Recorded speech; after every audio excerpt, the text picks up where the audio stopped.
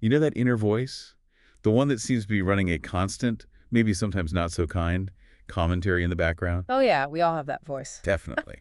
And maybe you've come across or even tried something called positive affirmations as a way to kind of push back against that negative chatter. Hmm. So when you try them, do they feel, well, genuine? Or maybe for you, they felt a little bit like you were just repeating words that weren't quite true yet. Yeah, that experience of feeling like affirmations aren't quite landing is incredibly common. They're a popular tool, for sure. Right. And the idea seems simple, just think positive, right? But when you look at the sources, the reality of how they work, and critically why they sometimes don't work the way you expect, well, it's much more layered than just saying a few feel-good phrases. Absolutely. So welcome to the deep dive. Today we've taken a stack of your sources, articles, research papers, some interesting discussions about personal development, and we're going to try and unpack the world of positive affirmations for you. Our goal really is to move beyond the surface level. We want to help you understand what affirmations truly are, the theory behind how they're supposed to influence your thoughts and feelings, maybe why you might encounter resistance when using them, Yeah, that resistance part is key. and what the latest research actually tells us about their real impact on things like, say, well-being.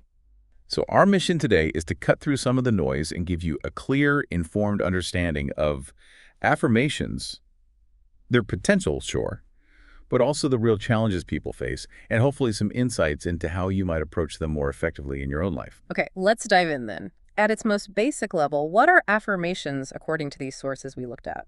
Well, the core definition seems pretty consistent across the board. Affirmations are basically positive phrases or statements that you intentionally repeat to yourself. And the purpose is really to challenge or counteract those unhelpful, negative thought patterns we all get stuck in sometimes.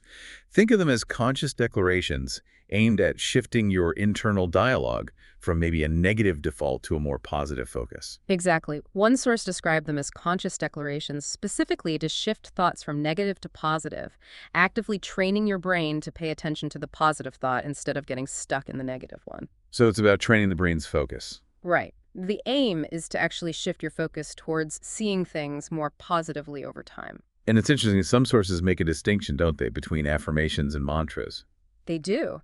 Mantras are often described as more spiritual, like sounds or words used for focus and meditation, whereas affirmations are positioned more as a conscious, deliberate tool. For rewiring specific thoughts and beliefs towards a desired outcome. Exactly, for that conscious rewiring. So what's really at the heart of the belief in affirmations then? What's the fundamental premise? Well, the big idea, the powerful premise really, is that your thoughts influence or maybe even create your reality. Okay, now that sounds a bit like manifesting maybe. Yep. Like just think positive thoughts and poof, your life changes. Can it be that simple? It can sound simplistic, yeah.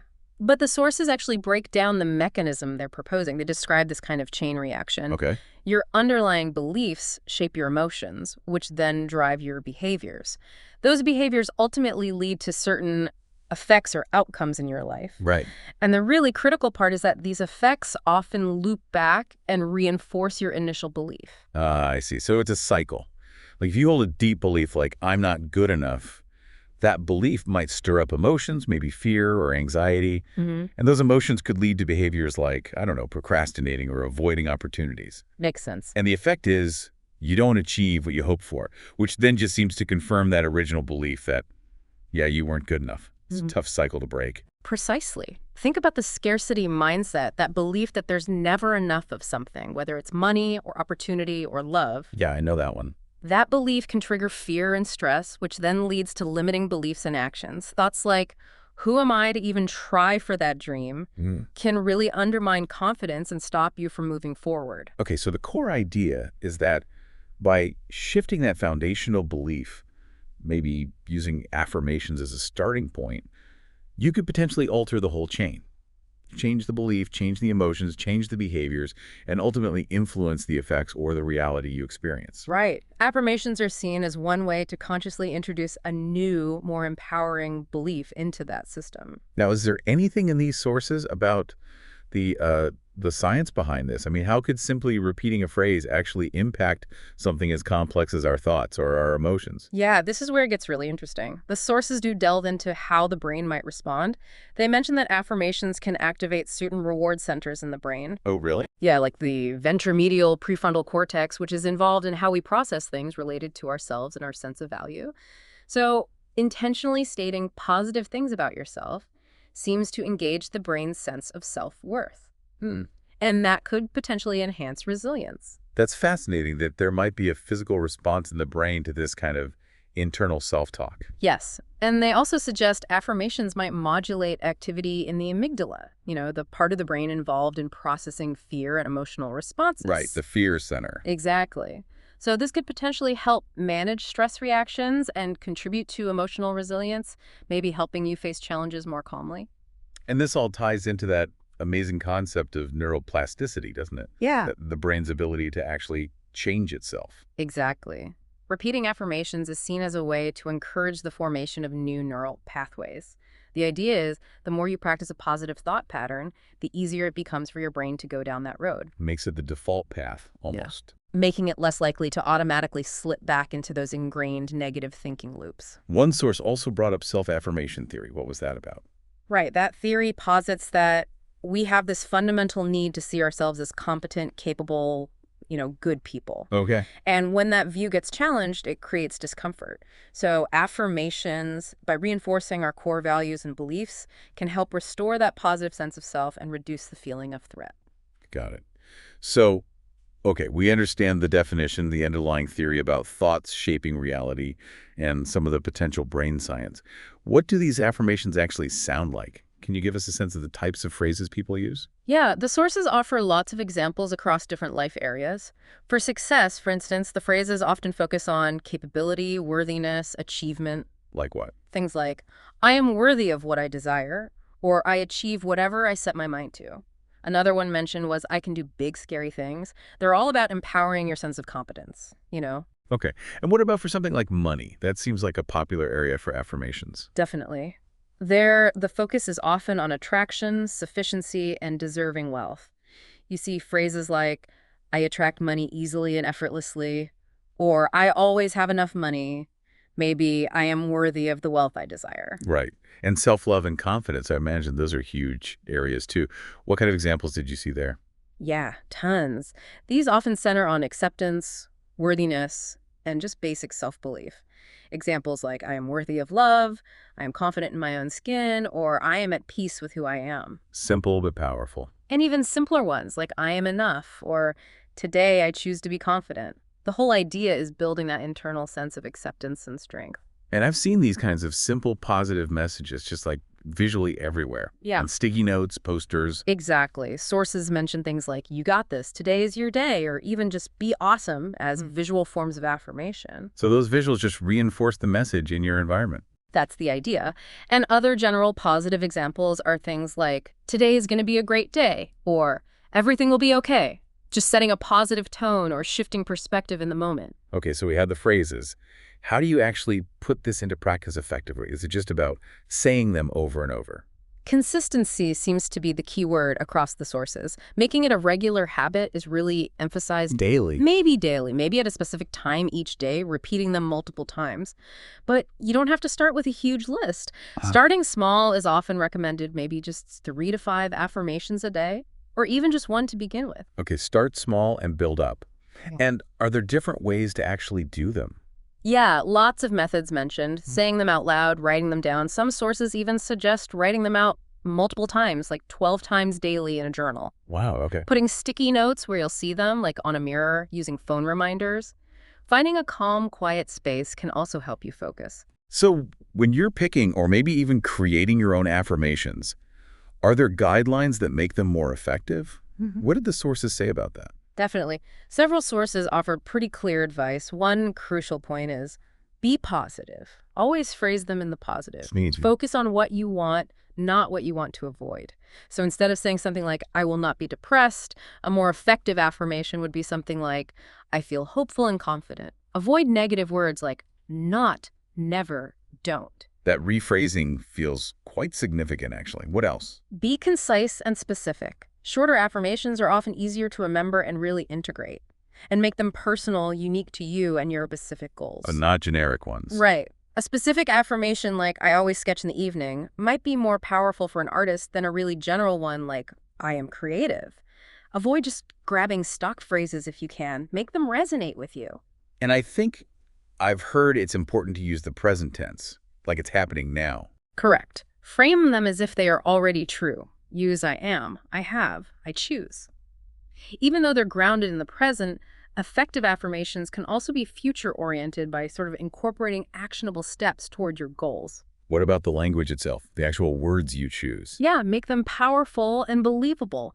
Use inspiring words, sure, but also make sure they feel realistic enough and align with your current values and goals. If an affirmation feels completely out of reach, that's when it can trigger that inner resistance we talked about earlier. Right, the I'm lying to myself feeling. Exactly. And finally, keep them personal. Focus on your behavior, your feelings, what helps you the most. Affirmations are really about your internal world, not about trying to control other people or external circumstances directly. Okay, so it seems like it's not just about repeating the words mechanically. There's something deeper about really connecting with them. Absolutely. This is a really key dimension highlighted by several sources. It's not enough to just robotically say the words. You need to try and feel the emotion behind them. Feel the emotion. How do you do that? Well, sources suggest meditating on the feeling, really savoring moments in your day that align with the affirmation, visualizing achieving your goal, and the positive emotion that would come with it, like fulfillment or peace or security. So leaning into those positive feelings. Exactly. There's this idea that feeling is the secret, which comes up as a way to really embody the affirmation, not just think it. That makes perfect sense. It moves it beyond just the logical mind and engages your emotional state more fully. Yes, it's about integrating the idea on a deeper level. And one more crucial point, combine affirmations with action. Right. They don't magically make things happen. No. The sources describe affirmations more as a springboard or inspiration. They can build confidence, make taking action feel less intimidating, but they aren't a substitute for actually doing the work to pursue your goals. You need to behave as if your positive statements are true. Can you give an example? Sure, like combining the affirmation, I can remain calm, with actually practicing deep breathing techniques when you start feeling anxious. The affirmation supports the action. Okay, this all sounds like a pretty comprehensive toolkit. But let's address the elephant in the room that I suspect a lot of people feel. What happens when you stand there, look in the mirror, and say, I am confident, but inside you feel like a complete nervous wreck? You can feel, well, like you're just lying to yourself. Oh, absolutely. That feeling is incredibly common, and the sources definitely tackle it directly. One source identifies this as perhaps the #1 mistake people make. Which is? Trying to just slap positive affirmations on top of really deeply rooted negative subconscious beliefs. Your conscious mind is saying the positive thing, right? But your subconscious belief system, maybe it's still saying I'm not good enough or I don't deserve this. And that subconscious belief is often far more powerful in shaping your actual feelings and actions. So the subconscious is essentially pushing back, Yeah. saying, nope, don't believe you. Exactly. That inner critic can be really loud. But here's the interesting part. Instead of giving up when you feel that resistance, the sources suggest using it as valuable information. Information. Well, one source proposes that if an affirmation feels completely false, it's actually highlighting something deeper within you that needs attention or healing. Forcing positive thinking when it feels like a total lie isn't likely to create genuine, lasting progress. Okay, so if it feels fake, that's not necessarily a failure. It's more like a signal, a signpost. Precisely. It's pointing towards an area of internal conflict. So what's the recommended approach then, if you hit that wall of resistance? The sources suggest working with that resistance, not against it. One approach outline involves a few steps. First, simply observe your thoughts, emotions, and even physical sensations when you state the affirmation that feels false. Just notice them. Yeah. Do you feel tightness anywhere in your body? Hear critical self-talk? Just notice it all without judgment. Pure observation. Okay. Then allow those negative thoughts and emotions to just be there for a moment without resisting them. Trying to push them away often just gives them more power, paradoxically. Right. What you resist persists. Yeah, kind of like that. After allowing them, the next step is to gently explore why the affirmation feels false. Ask yourself, why do I believe I'm not the positive trait? Consider past experiences, old hurts, or messages you received that might have formed that negative belief. So that sounds like a process of introspection, maybe sort of self-reflection, acknowledging the past roots of the feeling. Exactly. And the next step is about accepting those past hurts, maybe processing them through journaling, talking it out, or other self-soothing techniques. And then this is a really practical step. Actively look for signs in your daily life, even tiny ones, that do actually validate the positive affirmation. Look for evidence. Yes, treat it like a game. Find any little piece of evidence that supports the positive statement. Maybe you did one small thing that required a bit of courage, which supports I am capable. Or you made a healthy choice supporting I am taking care of myself. So you're essentially building a case file for the new positive belief using real-life examples. That's a great way to put it. And you continue this process, observing resistance, allowing feelings, exploring the why, processing, and actively seeking validation. Understanding that shifting old, deep-seated beliefs takes time and consistent effort. It's about addressing the root cause, not just papering over the symptom. Okay, that makes sense. It's a deeper process. Given all this, how long does it actually take to see a shift? Is there, like, a timeline people should expect? Yeah, that's the million-dollar question, isn't it? One source addresses this directly and basically says, well, there's no single simple answer. Figure. The science on neuroplasticity, how long it takes to truly rewire the brain structure is still developing, and the findings are a bit mixed. But sometimes estimates are cited in the range of, say, 3 to 6 months for significant rewiring to occur. Okay, so significant structural brain change might take several months.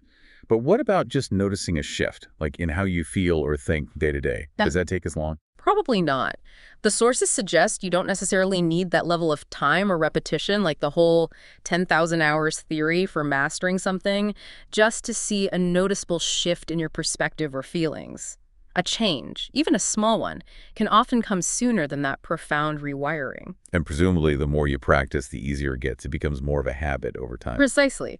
Practice makes the pathways stronger, and as one source reminds us, patience with yourself throughout this whole process is really crucial. It's not an overnight fix. Right. So you're doing the practice, you're maybe working through some resistance. How do you actually know if the affirmations are working for you? What are the signs? Good question. One suggestion is to really pay attention to how you feel when you say the affirmation. Does the intensity of that negative feeling, that resistance, lessen over time? That's a key indicator. Okay. Checking in with your body and emotions. Exactly. And keeping a journal is highly recommended by several sources to track your progress. You could ask yourself questions like, how realistic does this affirmation feel now compared to when I started? Can I find more examples in my daily life that support it? How much do I actually believe this statement now? You could even rate it. Yeah, maybe rating your belief on a scale, say 1 to 10, or as a percentage, and tracking how that changes over weeks or months. And that connects right back to that technique you mentioned, actively looking for validating signs in your life.